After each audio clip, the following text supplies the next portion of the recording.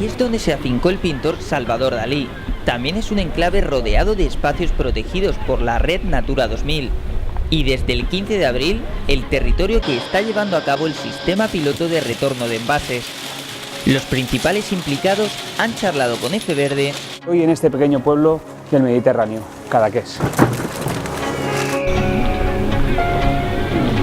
Cuando vamos a comprar una bebida de este tipo, una bebida de las que consumimos básicamente fuera del hogar, que son las bebidas, dejamos un depósito económico, en este caso de 5 céntimos, y cuando la devolvemos, en el mismo sitio donde la hemos comprado o en cualquier otro sitio, nos devuelven esos 5 céntimos.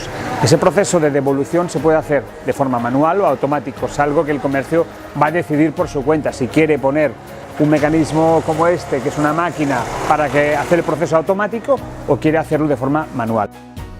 La tienda Ultramarinos de Olga es uno de los 8 establecimientos que experimenta este sistema de forma manual. A mí me funciona bien, tampoco tengo mucho agobio, pero los vecinos, como tengo peluquerías y hay en el centro que aquí hay mucho comercio, pues vienen ellos a buscar la botella y hacemos como antes, pagas la primera botella y después cuando vienen, pues ya hacemos el cambio, como antiguamente se hacía con los de cristal. Hay una compensación de 3 céntimos por cada envase que yo devuelva. Aquí vamos a hacer el proceso automático. He comprado una bebida en otro sitio, vengo aquí, pongo la bebida dentro, automáticamente me la contabiliza, me devuelve los 5 céntimos. Un sistema que también incorpora un nuevo actor en el proceso de reciclaje: los supermercados.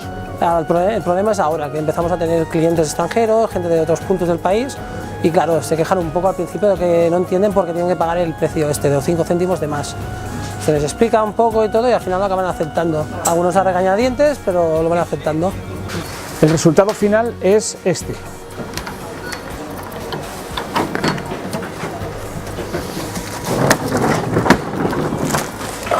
Mis envases son tratados de forma individual, separados por plástico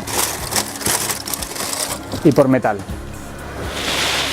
Metal que se dirige a reciclar a esta planta, que según retorna, lleva registrados 42.000 envases en 6 semanas.